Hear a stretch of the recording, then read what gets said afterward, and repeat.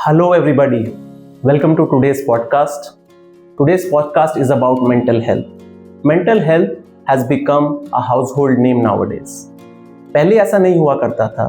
Mental health, दिमाग की बीमारी बहुत ही कम सुनी जाती थी और उतनी ज़्यादा बहुत ही सीरियसली भी ली जाती थी. बट आज के दिन में हर घर में मेंटल हेल्थ की कोई ना कोई बीमारी से कोई ना कोई जूझ रहा है. और आज इसी टॉपिक के ऊपर हम डिस्कस करने के लिए आए हैं.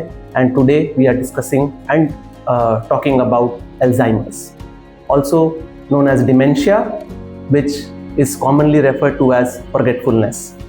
And to tell us a lot of things about Alzheimer's, we have none other than Dr. Swayam Prakash, Head of the Department and Director of Institute of Neurosciences. Sir is not a new person who is known to the community. He is a well-known, renowned neurologist, not just in Siliguri and North Bengal region, but across the globe. Welcome to today's podcast, sir. Thank you. Thanks for having me here. Thank you, sir.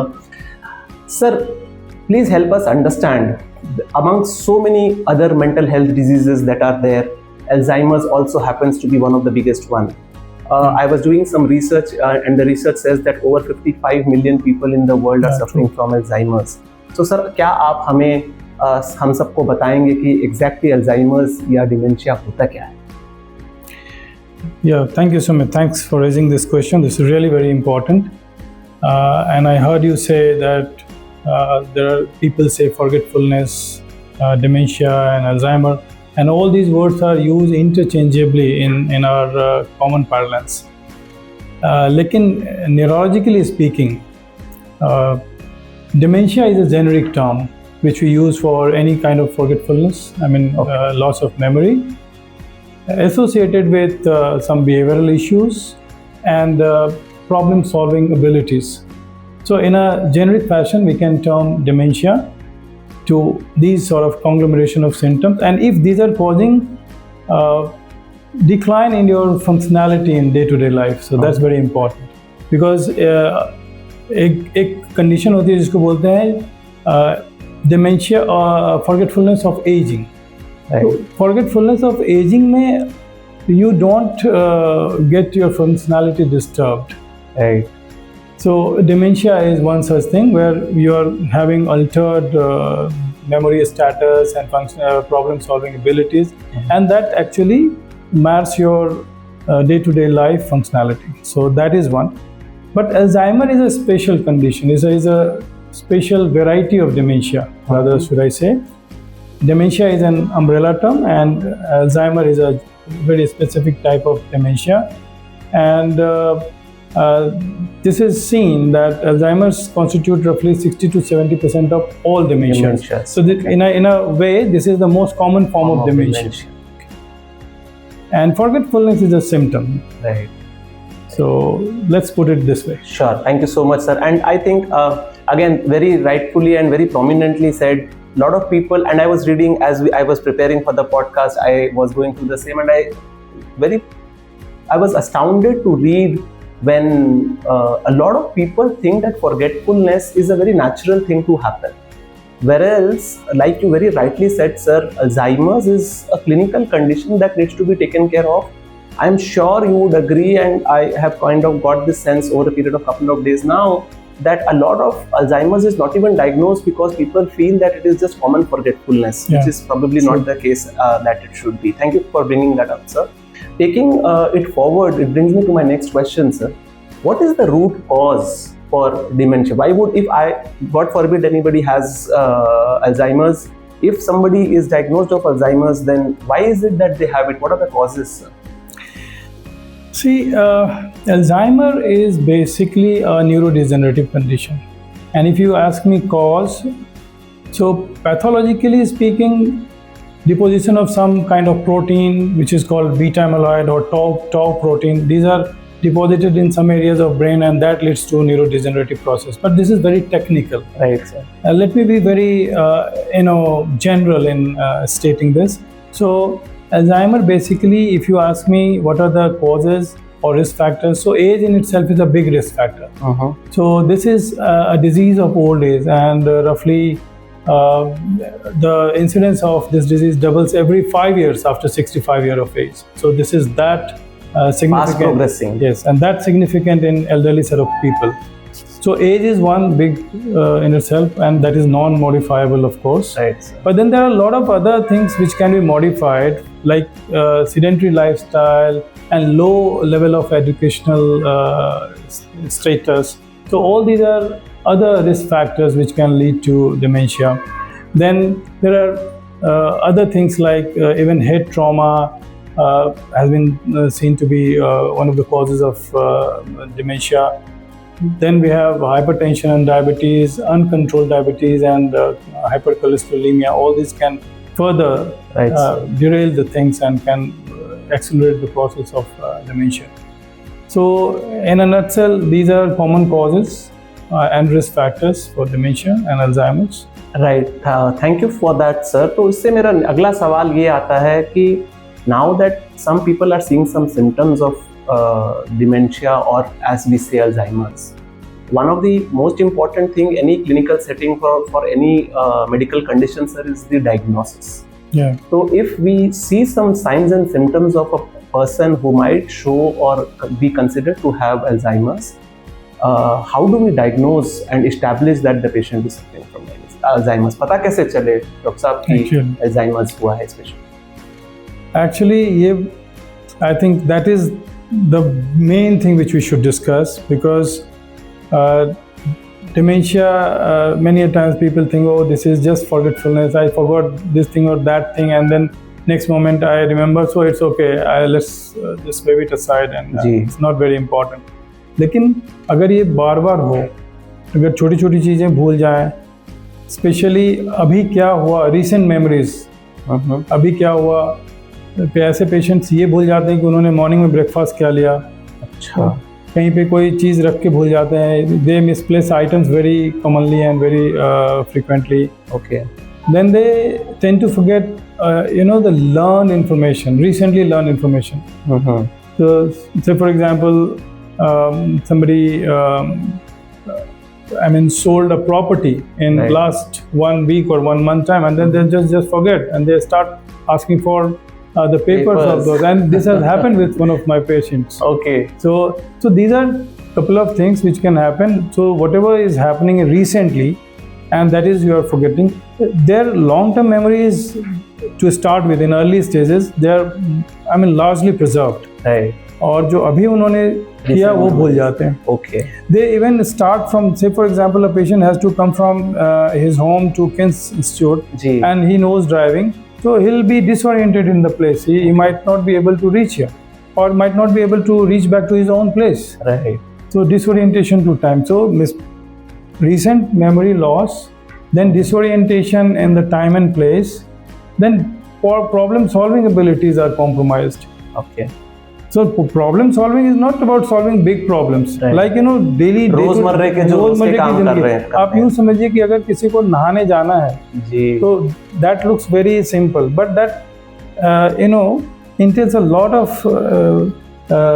homework, no? Yes. आप कौन सा कपड़ा पहनेंगे, वो आप कौन सा soap use करेंगे, क्या करेंगे, तो पहले आप ऑर्गेनाइज करते हैं, ये कपड़ा रहेगा, मेरे ये टॉवल रहेंगे, तो ये चीज़ें भी कॉम्प्रोमाइज हो जाती हैं, वो समझ ही नहीं पाते मैं पहले क्या करूं, and they disorganise things. Right. तो अगर लाइटर टोन में देखें तो सर दिमाग में बहुत सारे केमिकल्स होते हैं, जैसे लेमैन टर्म में हम कहते हैं केमिकल लोचा, तो ये किसी तरीके का एक डिसोरिएंटेशन ऑफ द ब्रेन है. So having said that sir, this, as you said, sounds considered casual by a lot of patients, but this is seriously very life-threatening also at the same time.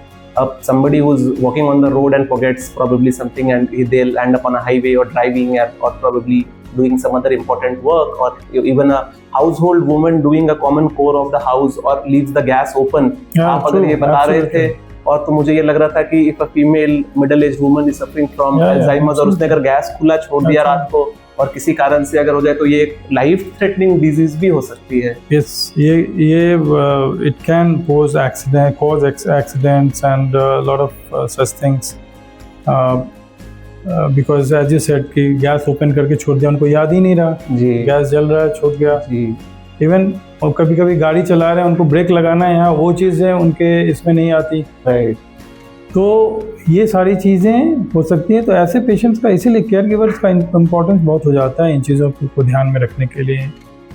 So that brings me to, you just touched on that point of caregivers sir। जैसे ये example मैंने कहा और उससे पहले बहुत detail में आपने एक्सप्लेन करा कि क्या क्या challenges patient suffering from Alzheimer's को होते हैं।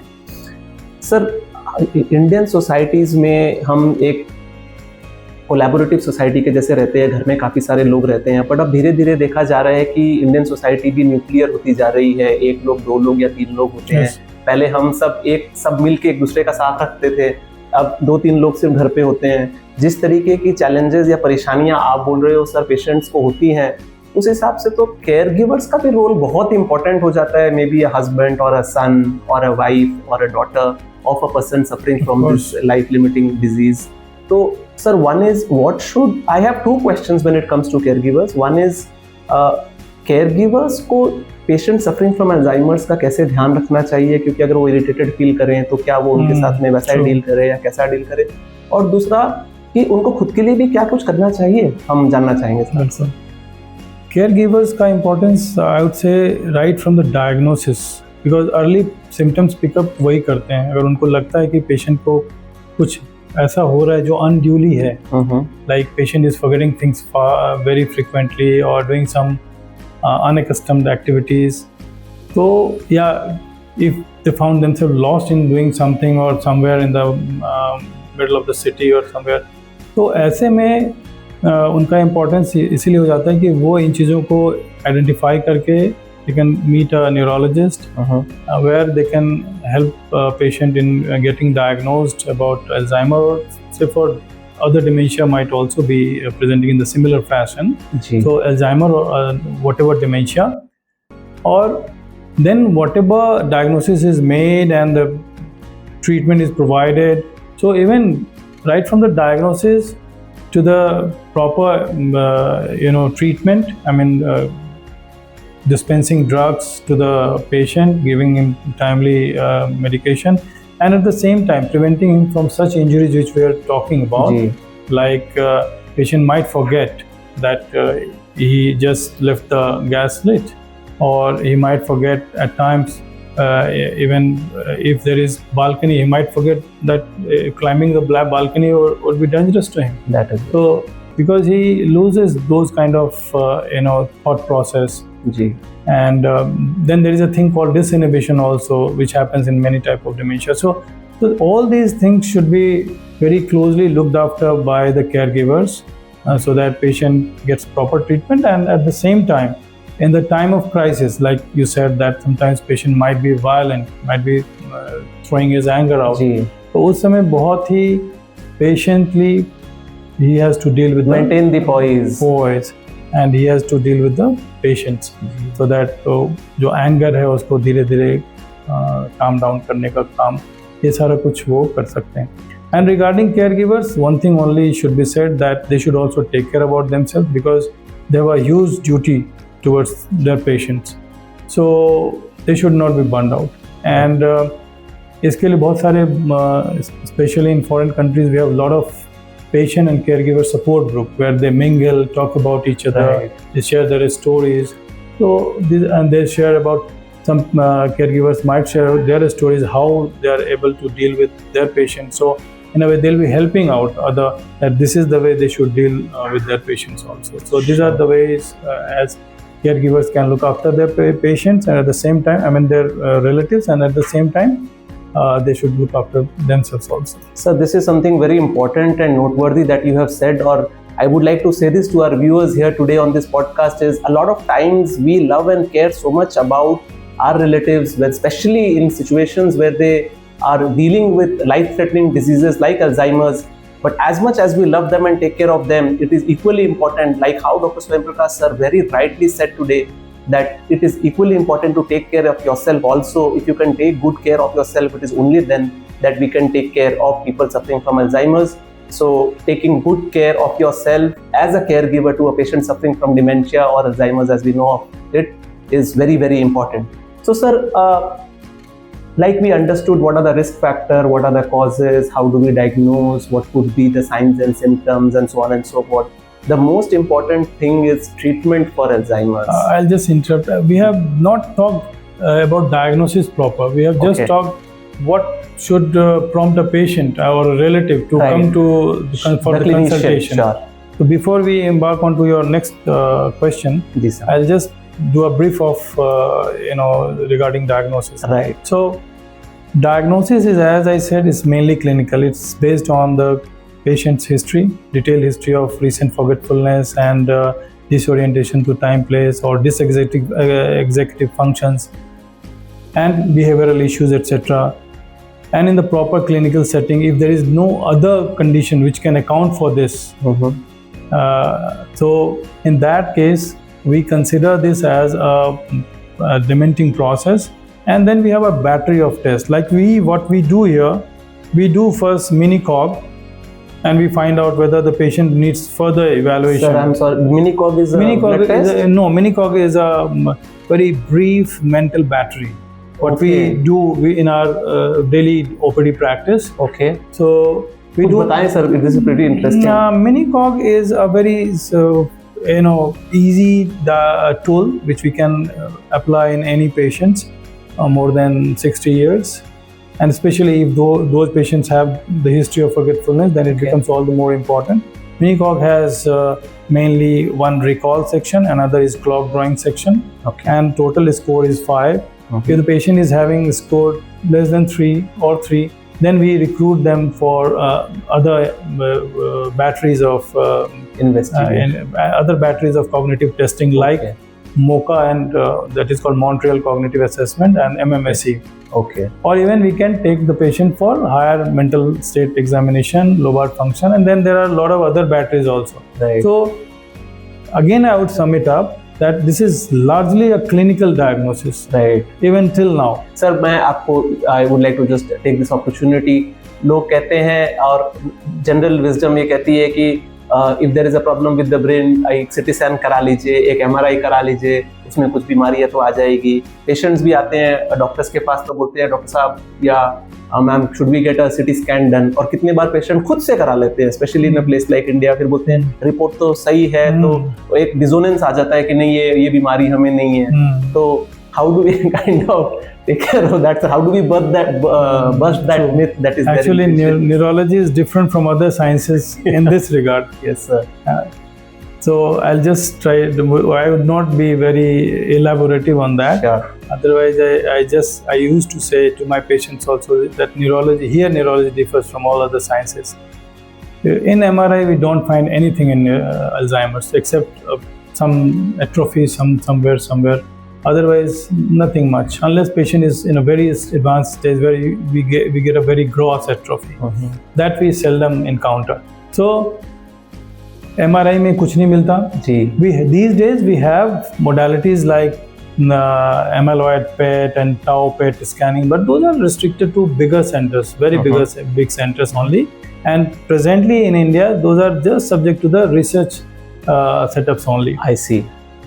What we do in our clinical scenario, we do, as I said, we clinically screen the patient, then we do certain batteries, and based on that, we try, then we do screening. Of course, we also do MRI, but then we do MRI not to clinch the diagnosis, but to rule out other secondary causes. As I said, when we take it into account, we always see, are there any other things which can account for the similar patient's clinical status? If that is not there, meaning thereby if we have ruled out secondary causes, then we can further say that this is because of Alzheimer's in all probability.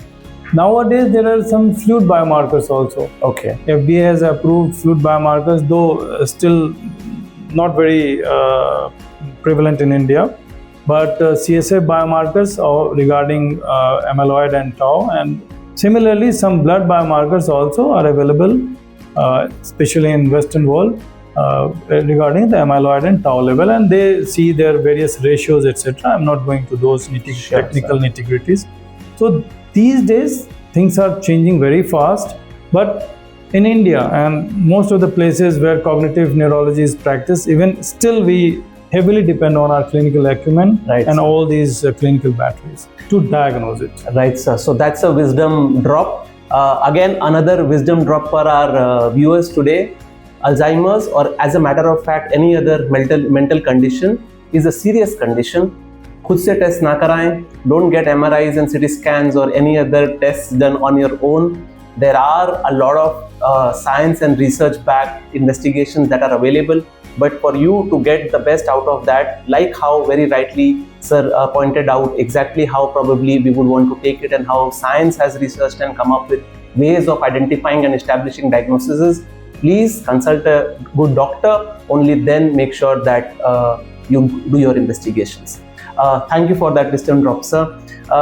Now coming to treatment, I'm sure इतनी देर से हमारे viewers आज ये podcast देख रहे हैं. Ultimately, it is about if God forbid किसी को अगर अल्जाइमर्स होती है और उसको अगर उससे मुक्त होना है या उसको सॉल्व करनी है उस प्रॉब्लम को, is there a solution to Alzheimer? Sir, क्या मैं अगर फॉरगेटफुलनेस में हूँ और अगर मुझे डिमेंशिया हो गया है, क्या मैं पूरे तरीके से क्योर हो सकता हूँ? अगर हो सकता हूँ तो वो कैसे? अगर नहीं तो फिर क्या बेटर ट्रीटमेंट मुझे अवेलेबल है या फिर पीपल सफरिंग फ्रॉम अल्जाइमर्स को अवेलेबल है? This question actually reminded me why I was a little smiling. Reminded me of one of my MD friend, and when I was in MD medicine, that time friend, I won't take his name. So he used to say, when we used to elaborate things, he used to say, अरे करना क्या है, देना क्या है patient को. So I used to say, बिल्कुल sir, सब लास्ट में क्या सॉल्यूशन बताओ, इतनी सारी बातें मत बताओ. So I used to say wait, because that comes with a lot of caveats. So likewise, see, as of now we don't have any cure if you are asking that. So whatever we have, that can give symptomatic benefit to the patient, of course. There are some molecules like acetylcholinesterase inhibitor molecules, like we have donepezil, rivastigmine, galantamine, etc. We have NMDA molecule also. So sir, just for our viewers, is this tablets, capsules, yeah, these injections? are tablets. These are tablets. Plain simple tablets, right? These are plain and simple आप tablets. नाम बताएं, बहुत sound dangerous कर रहे हैं. Donepezil and galantamine are tablets. Sure. Rivastigmine comes in various forms. That comes in tablet. That comes in a patches also. Okay. So those set of patients who are not able to swallow tablets well, because these are elderly set of people, right? So there comes a time when they are very frail, they are not able to take orally well, and that tablet size is not going down their gullet. Then we have an option, but this is not available in all other molecules. It's only available in rivastigmine. Okay. That's available in Siliguri also. Okay.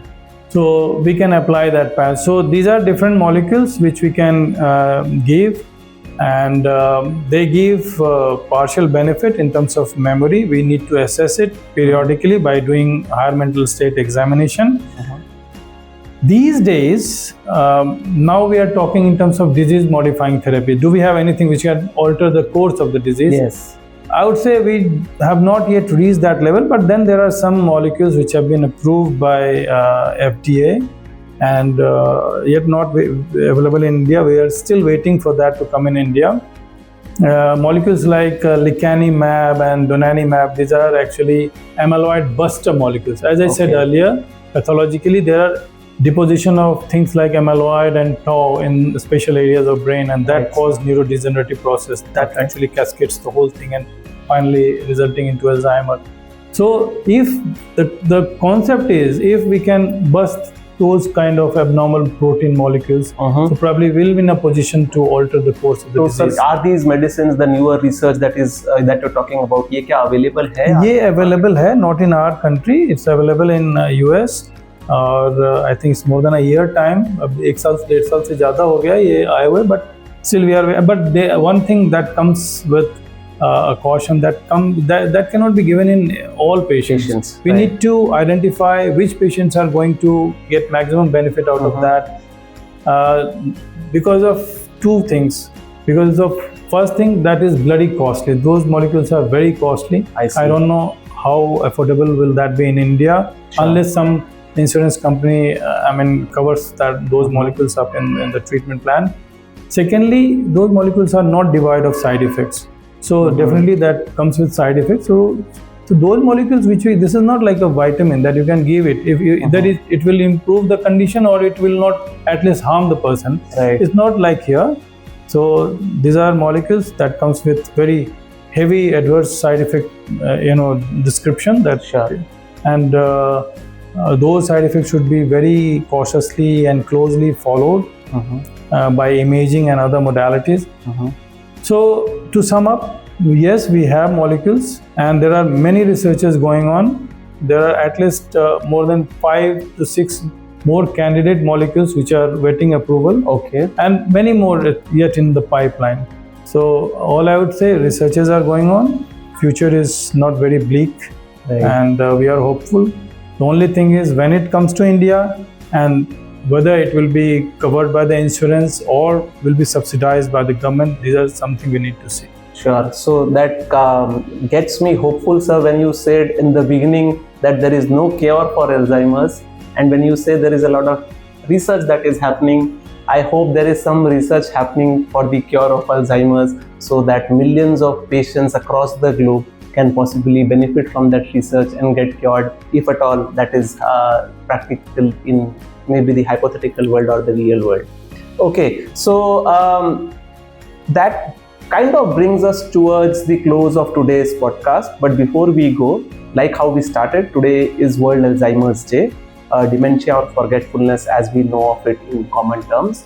And we have had some really nice discussion about understanding what the disease is, busting a lot of myths, understanding what are the treatment modalities, the diagnosis, and so on and so forth.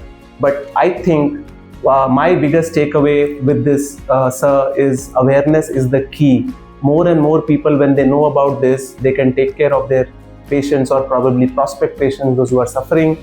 If they are aware early about dementia, forgetfulness, or Alzheimer's, they can kind of take care of the situation. So as an expert in the field, what is your message today on World Alzheimer's Day as we are celebrating it today, sir? What would you say to our viewers on this podcast regarding what is it that they should take care of? How should they make sure that early diagnosis and everything else relating to Alzheimer's and the world of Alzheimer's is taken care of?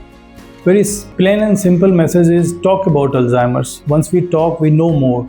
And once we know more, we are aware. So, and once we are aware, we are able to spread awareness.